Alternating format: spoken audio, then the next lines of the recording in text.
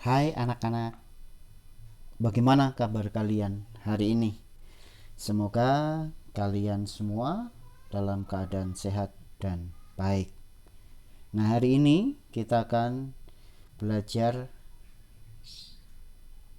mengenai berbeda untuk saling melengkapi, pelajaran yang kedua.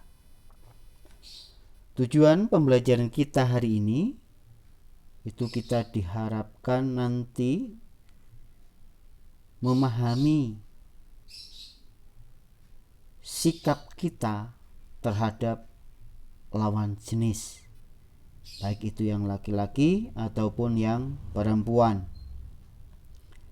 Lalu yang kedua, kita mampu menjelaskan tujuan Tuhan itu menciptakan laki-laki dan perempuan. Lalu yang terakhir itu nanti kita mampu bersyukur kita diciptakan oleh Tuhan berbeda dengan yang lainnya. Baik, anak-anak yang terkasih, sebelum kita mulai pelajaran kita hari ini, kita akan buka terlebih dahulu dengan berdoa. Marilah kita berdoa. Dalam nama Bapa dan Putra dan Roh Kudus. Amin. Allah, Bapa yang Maha Baik, Engkau telah menciptakan laki-laki dan perempuan seturut gambar dan rupa Tuhan. Laki-laki dan perempuan Engkau ciptakan agar beranak cucu dan menguasai bumi.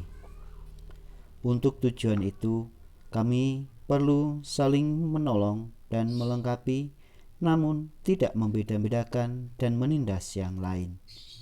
Berkatilah kami agar dapat belajar saling melengkapi satu dengan yang lain. Demi Kristus Juru Selamat kami. Amin. Dalam nama Bapa dan Putra dan Roh Kudus. Amin.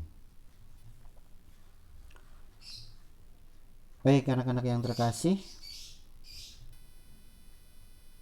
kalau kalian lihat dalam atau kalian perhatikan dalam kehidupan kita sehari-hari, masyarakat itu sering membedakan antara laki-laki dan perempuan. Gambar yang ada, seorang laki-laki dengan gambar anak panah ke atas, seorang perempuan dengan anak panah ke bawah, ini adalah pandangan umum masyarakat sekitar kita, di mana bahwa seorang laki-laki itu memiliki kedudukan atau keberadaannya lebih tinggi dibandingkan perempuan. Perempuan itu dianggap kaum yang lemah yang harus tunduk kepada laki-laki. Laki-laki akan mendapatkan banyak kesempatan dibandingkan perempuan.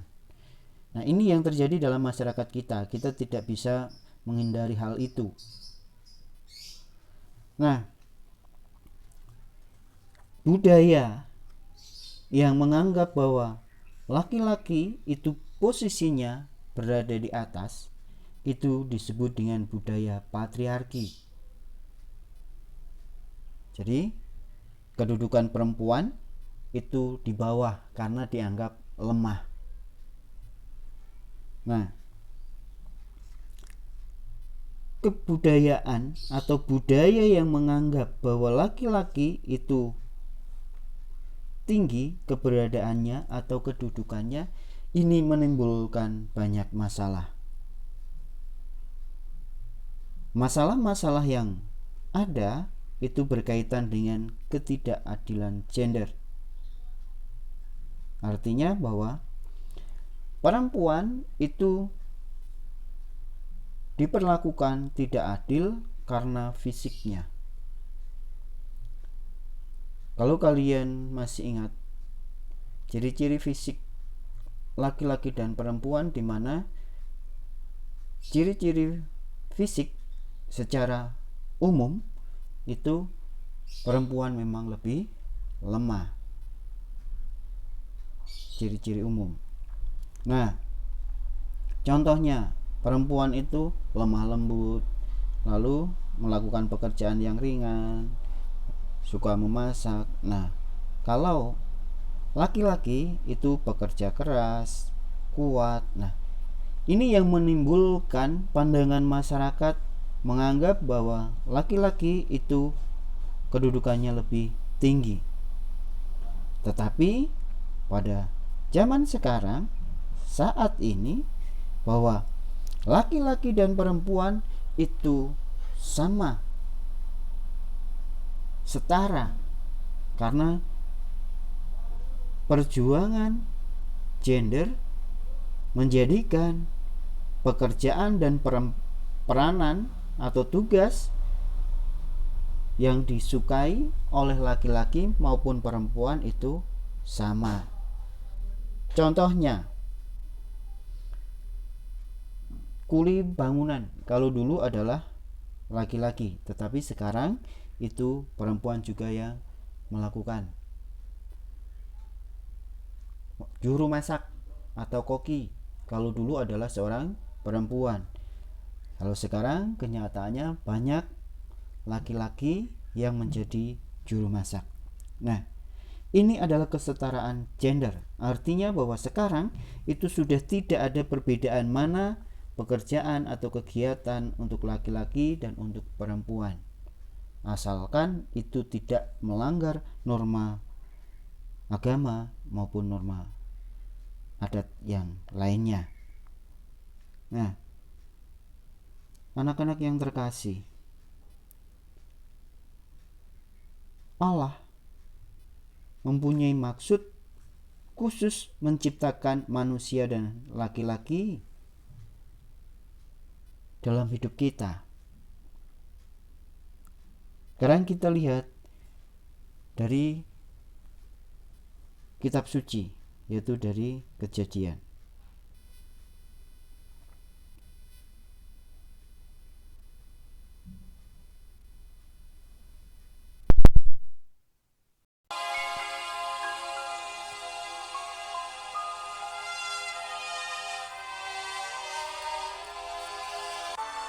Selanjutnya, Tuhan Allah membuat taman di Eden, di sebelah timur.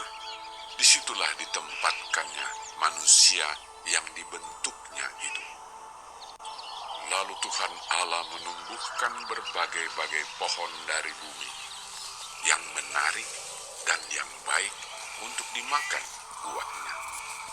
Dan pohon kehidupan di tengah-tengah taman itu, serta pohon pengetahuan tentang yang baik dan yang jahat. Ada suatu sungai mengalir dari Eden untuk membasahi taman itu. Dan dari situ, sungai itu terbagi menjadi 4 cabang. Yang pertama, namanya Pison. Nama sungai yang kedua ialah Gihon. Nama sungai yang ketiga ialah Tigris. Dan sungai yang keempat ialah Efrat. Tuhan Allah mengambil manusia itu dan menempatkannya dalam Taman Eden untuk mengusahakan dan memelihara taman itu. Manusia itu memberi nama kepada segala ternak, kepada burung-burung di udara, dan kepada segala binatang hutan. Dan seperti nama yang diberikan manusia itu kepada tiap-tiap makhluk yang hidup, demikianlah nanti nama makhluk itu. Tuhan Allah berfirman, "Tidak baik kalau manusia itu seorang diri saja.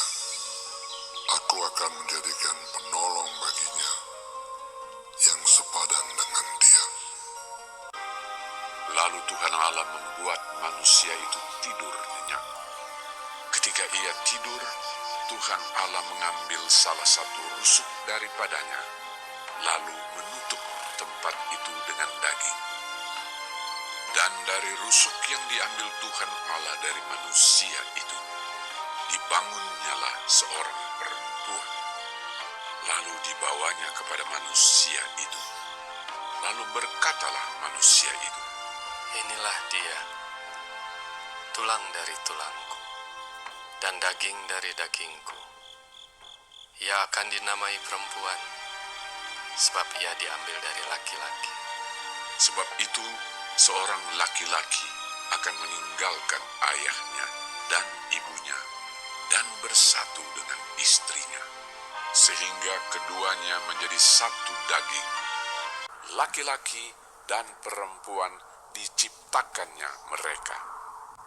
Allah memberkati mereka, lalu Allah berfirman kepada mereka, Beranak cuculah dan bertambah banyak. Penuhilah bumi dan taklukkanlah itu. Berkuasalah atas ikan-ikan di laut dan burung-burung di udara, dan atas segala binatang yang merayap di bumi.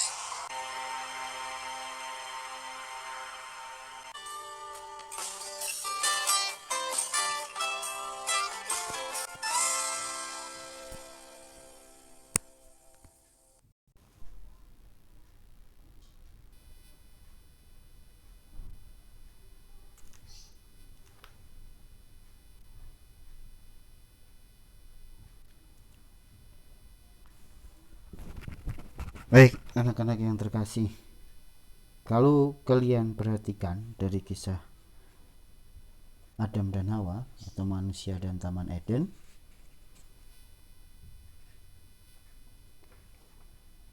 itu Allah menciptakan laki-laki dan perempuan agar dapat beranak cucu dan menguasai bumi.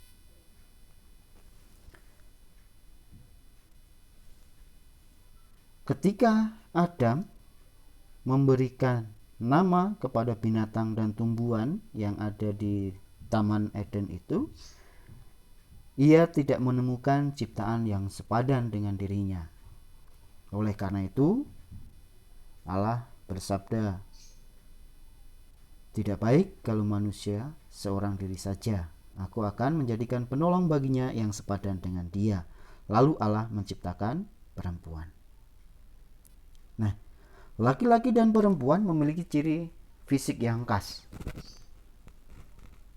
Ciri fisik adalah ciri yang kelihatan, yang berbeda satu dengan yang lainnya.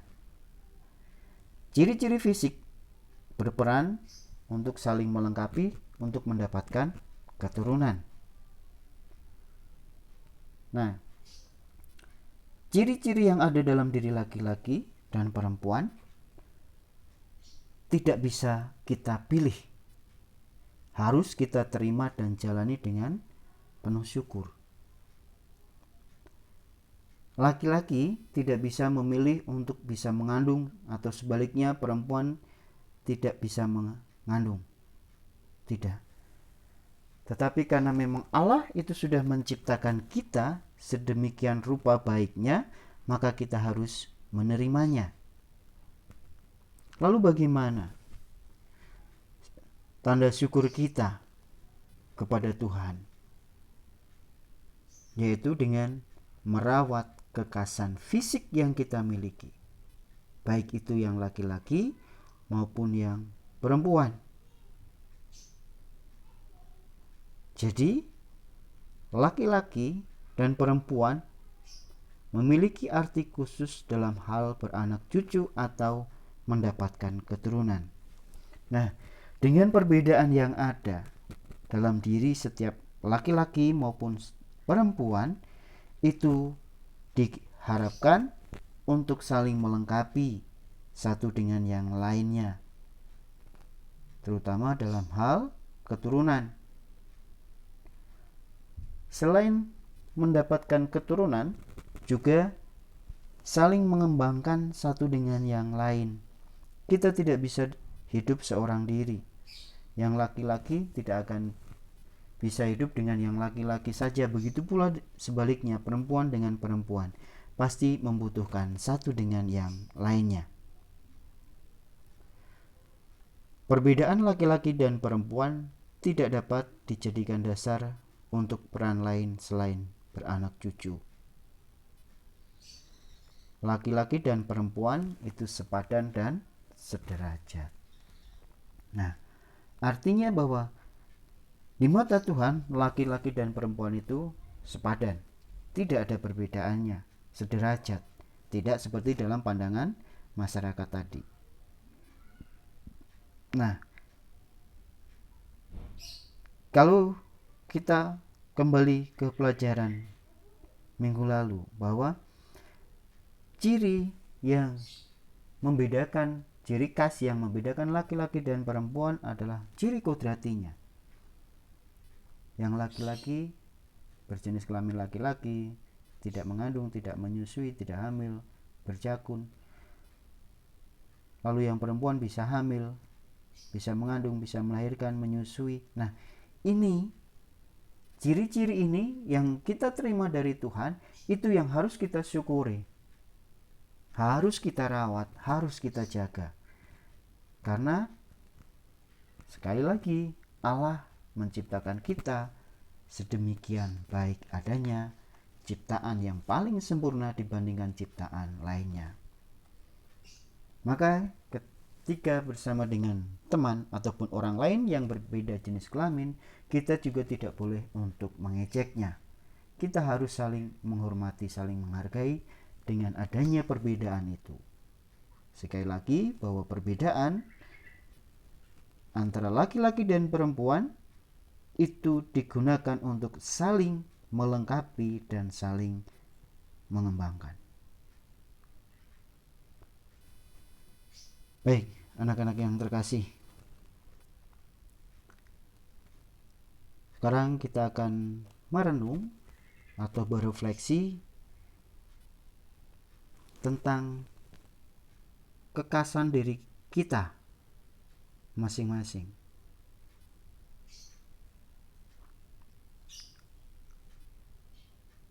Apakah aku sudah menerima diri dan bersyukur sebagai laki-laki atau perempuan?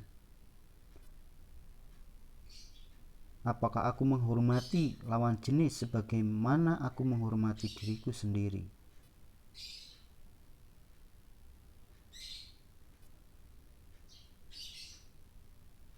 Tuhan menciptakan perbedaan laki-laki dan perempuan untuk apa?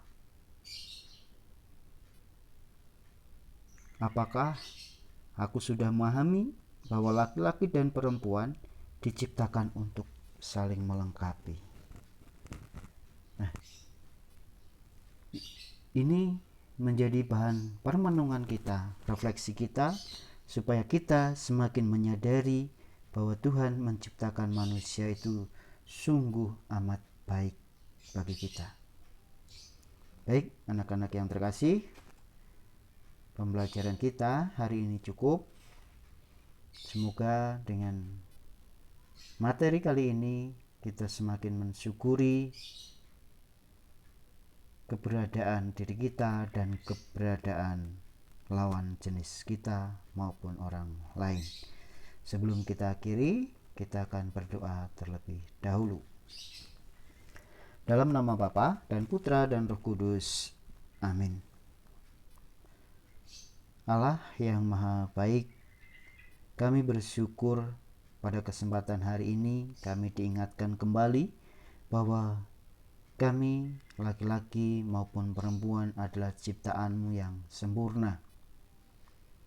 Semoga hari ini kami akan semakin bersyukur terlebih atas anugerah yang sudah Engkau berikan kepada diri kami masing-masing melalui ciri kodrati yang sudah Engkau berikan kepada kami, sehingga kami mampu nantinya untuk saling melengkapi dan saling mengembangkan satu dengan yang lainnya.